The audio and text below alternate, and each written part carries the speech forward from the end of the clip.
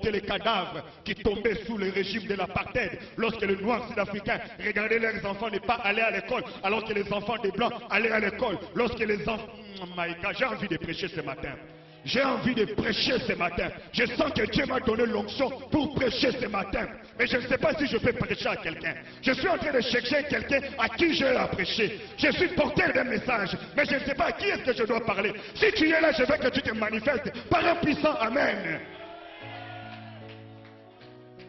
Le noir sud-africain était fatigué.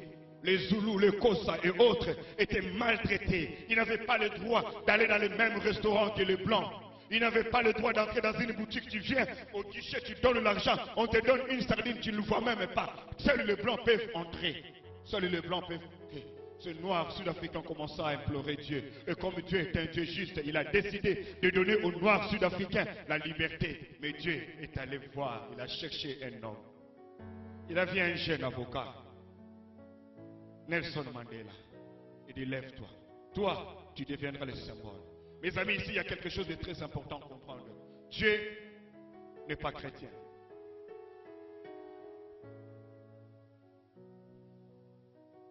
Dieu n'est pas chrétien et il est capable pour accomplir son dessein d'utiliser des non-chrétiens. Mais quand Dieu utilise des non-chrétiens, les chrétiens ne doivent pas se glorifier parce que Dieu n'utilise des non-chrétiens que lorsqu'il ne trouve pas de chrétiens disponibles. Dieu n'utilise pas les gens très talentueux. Dieu n'utilise pas les gens qui ont un état d'âme pire. Dieu utilise des gens qui sont disponibles. S'il n'y a pas de gens disponibles parmi les qualifiés, Dieu ira vers quelqu'un qui est disponible mais qui n'est pas qualifié. Dieu lui-même va le qualifier. Quelqu'un dit Amen. Quelqu'un dit très fort Amen. Quelqu'un dit très fort Amen. Lorsque Israël vivait encore dans la dispersion, à gauche ou à droite dans la diaspora, Israël voulait retourner. La prophétie d'Ézéchiel devait s'accomplir pour que Israël se rassemble. Comme Dieu disait, il rassemblera ses enfants comme une poule rassemble ses enfants. La prophétie devait arriver. Dieu a regardé. Il trouva un ancien militaire, un homme de courte taille, David Ben Gourion. Il le lève. Il dit, toi, tu seras le symbole du rassemblement du peuple d'Israël. Lorsque Dieu a voulu sortir la Corée du Sud de sa pauvreté, lorsque Dieu a voulu sortir la Corée du Sud de son humiliation qu'elle a subie pendant longtemps sous l'hégémonie du Japon, Dieu a élevé le général Park Shin-hye. Il a élevé un dictateur comme vous n'avez pas d'idée. Dieu peut utiliser un dictateur pour amener une nation dans la prospérité parce que Dieu n'est pas démocrate. N'allez pas m'accuser dans vos partis politiques. Dieu n'est pas dans la démocratie. Dieu est dans les desseins. Dieu est dans ce programme. Il a utilisé un grand dictateur. Voilà pourquoi certains pays échouent faute de la démocratie. La démocratie n'est pas la méthode de Dieu. La démocratie n'est pas la méthode de Dieu. Par démocratie, les autres se sont plaints que Moïse ait épousé une femme noire éthiopienne, Séphora. Il dit, tu n'es pas digne de nous conduire. Il lui a même posé la question, qui t'a établi chef sur nous? Ah, oh que Dieu vous donne la maturité et la sagesse pour ne pas mal comprendre le docteur ce matin. Il ne faut pas dire que le docteur veut la dictature. Sometimes we need it. Alléluia. Quelqu'un dit très fort Amen. Quelqu'un dit très fort Amen. Mais regardez, quand Dieu veut bénir une nation et que dans cette nation il ne trouve pas un fils pour affecter la nation, Dieu ne va pas laisser son plan échouer. Il ira ailleurs trouver un étranger pour le faire. C'est ce que Dieu fait. Il veut que l'Égypte ne connaisse pas la rupture, que l'Égypte ne connaisse pas la famine. Il regarde en Égypte, no one. Il amène Joseph en Égypte pour que par Joseph, l'Égypte soit bénie. Il regarde Israël et dit, parce que je ne trouve personne, j'appellerai de loin mon serviteur qui? Cyrus. Dieu n'a pas besoin toujours de notre consentement pour qu'il fasse ce qu'il veut faire. Dieu dit à Rebecca, il y a 2 fils, mais aussi 2 nations dans ton ventre. Et ce que j'aime beaucoup, la Bible déclare qu'une nation fera quoi? Une fera quoi? Comment je veux que tu le dises très fort. Une nation fera quoi? Oh, dis-le à haute voix. Une nation fera quoi? Dominera sur qui? Sur l'autre. Les nations, même dans le plan de Dieu, ne sont pas faites pour vivre dans l'égalité. Dieu est l'auteur de l'hégémonie des nations. Dieu permet qu'une nation domine sur les autres. Oh mes amis, je ne prêche pas les sciences politiques, je prêche la Bible. Je prêche la Bible. Il est le Dieu qui élève une nation pour qu'au travers de cette nation puisse exercer son leadership sur les autres nations. Dieu n'est pas partisan du droit international public. Dieu est le Dieu qui lui-même laisse cours à ce qu'une nation domine sur les autres nations. Il n'y aura jamais un vide dans le leadership d'une nation. Il y aura toujours une nation, à une certaine période, à une certaine époque, qui sera au-dessus des autres nations. Lisez Daniel chapitre 7, dans la vision que Daniel fait sur les 4 bêtes que Daniel voit. Il voit 4 bêtes. Et l'ange lui donne l'interprétation de ces 4 bêtes. Il dit que les 4 bêtes représentent quoi? 4 nations. 4 nations qui feront quoi? Il n'y a pas que les 4 nations qui existent à cette époque. Mais Dieu parle des 4 nations qui domineront sur les autres nations. Pas au même moment, chacun à son tour. Il voit d'abord une nation dont le visage ressemble à un lion. Quel était ce lion? C'était la Babylone, qui devait dominer sur les nations de la terre. Après la Babylone, c'était le tigre. Qui représentait ce tigre-là? C'était l'empire Médo-Perse. Après l'empire Médo-Perse, Dieu lui-même prophétise par Daniel pour dire, après que cet empire Médo-Perse ait régné, il y aura un autre empire qui régnera sur les autres nations. Quel sera cet empire? L'empire grec. La Grèce dominera aussi à son tour. Et après la Grèce, Dieu lui-même a prédit par Daniel que ça sera la Rome, l'empire romain, qui dominera. Attention. Attention. Dieu nous fait comprendre par ici que si Dieu ne domine pas, on sera.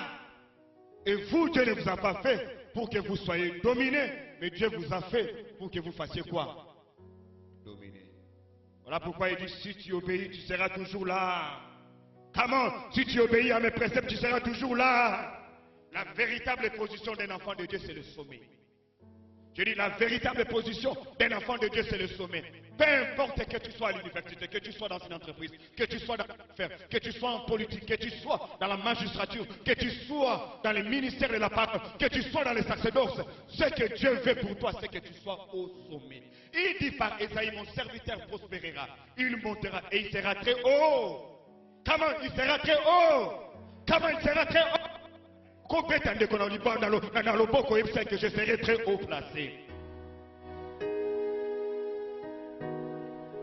Tu seras très haut. Comment tu seras très haut? Peu importe où tu es aujourd'hui, ta position actuelle ne m'effraie pas, ta position actuelle ne me fait pas trembler. Je sais que tu ne feras pas, tu ne finiras pas ta course où tu es. Je sais que le Dieu qui a promis ces choses le fera arriver. Tu ne mourras pas inconnu, tu mourras en tant qu'institution. Si ta naissance a été célébrée par ton père et ta mère, ton deuil sera pleuré par toute une communauté. Ton deuil sera... Oh.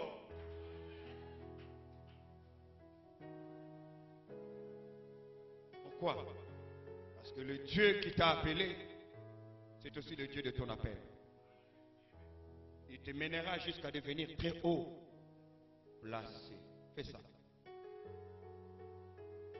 Fais-les bien. Les gestes que tu fais prophétiques, fais-les bien. Come on, fais-les bien. Peu importe si tu ne parviens pas à rassembler l'argent de la dot, mais tu finiras très haut. Peu importe si ton business ne marche pas jusqu'à présent, mais tu finiras très haut. Peu importe si tes créanciers ne te payent pas tes dettes jusqu'à présent, mais tu finiras très haut. Peu importe combien des enfants souffrent aujourd'hui, mais tes enfants finiront très haut. Tes enfants iront très haut. Ton business sera très haut. Ton ministère sera très haut. Tes entreprises seront très haut. Tes études seront très haut. Ta carrière sera très haut. Au nom de... Très haut placé. Alléluia. Très haut. Pour toi, l'élévation n'est pas une prophétie. L'élévation est une vocation. Tu vis pour régner et pour dominer. Tu n'es pas de ceux qui sont appelés à dominer. Et la domination ici n'a rien à faire avec maltraiter. Non. Dominer selon Dieu, c'est influencer. Tu influenceras ta génération. Je dis que tu influenceras ta génération. Même les aînés dans ta famille te prendront comme un modèle. Même tes parents te prendront comme un modèle. Je dis que ta génération parlera de toi comme un modèle. De la même manière que tu es en train de dire Amen, que ces choses deviennent réalité dans ta vie. De la même manière que tu es en train de crier Amen, que ces choses s'établissent dans ta vie. Une nation dominera sur l'autre. Le plus jeune dominera sur l'aîné. Dieu a parlé. Quand Dieu dit que les cadets régnera sur l'aîné, ce n'est pas que Dieu maudit l'aîné. Ce n'est pas que Dieu condamne l'aîné à échouer. Attention. Dieu ne sera pas l'auteur de l'échec de qui que ce soit. Même le diable n'est pas devenu diable parce que Dieu le voulait. Il est devenu diable par le choix qu'il a fait. On réussira par la grâce de Dieu, on n'échouera jamais à cause de Dieu. On aura un mariage épanoui par la grâce de Dieu, mais Dieu ne sera jamais la cause de trouble de ton mariage. Le business prospérera par la grâce et la sagesse de Dieu, mais personne n'échouera dans le business pour dire que c'est à cause de Dieu que j'ai échoué. Même quand Dieu frappe, c'est souvent parce qu'on a désobéi. Amen. La destinée est programmée par Dieu, contrôlée par Dieu, mais exécutée par l'homme. Dieu donne les destinées de ses deux fils. L'un réussira, l'autre échouera. Destinée, dis avec moi destinée. Come on, dis avec moi destinée. Dieu dit que les deux fils ont une destinée nationale pour tout un chacun. Ils sont des nations. Et Dieu dit que l'un échouera. L'un sera plus fort que l'autre. Celui qui sera plus fort que l'autre, ce n'est pas que Dieu va le privilégier. Non. Pourquoi? Parce que la destinée, c'est la combinaison de ces trois éléments. Premier élément, c'est l'élément perceptif. C'est l'élément approche. C'est l'élément manière de voir. Premier élément dans la destinée. Deuxième élément, dans une destinée, ce sont les décisions. Votre destinée, c'est l'ensemble des choix et des décisions que vous faites quotidiennement. Dieu peut prédire pour toi des bonnes choses, mais il est aussi possible que tu termines ta vie loin de ces bonnes choses. Pourquoi? Dieu ne va jamais t'obliger ou t'aliéner. Dieu ne va jamais te manipuler. Dieu t'a donné la liberté de choix. Il dit à Adam, j'ai placé les deux arbres dans le jardin. L'arbre qui est au milieu du jardin, tu n'en mangeras pas. Dieu ne va pas dire à Adam, pour éviter des problèmes, je vais simplement enlever cet arbre. Non, non. Dieu a laissé à Adam le libre choix. C'est à toi de choisir. Tu vas obéir ou tu vas désobéir. La destinée n'est pas le nombre de prières. La destinée n'est pas les prophéties que le prophète a déclarées. La destinée, c'est l'ensemble des choix et des décisions. Je ne peux pas affecter ta destinée si je ne suis pas capable d'affecter tes décisions et tes choix. Qui sont les amis de la destinée? Les amis de la destinée sont ceux-là qui orientent mes choix et mes décisions.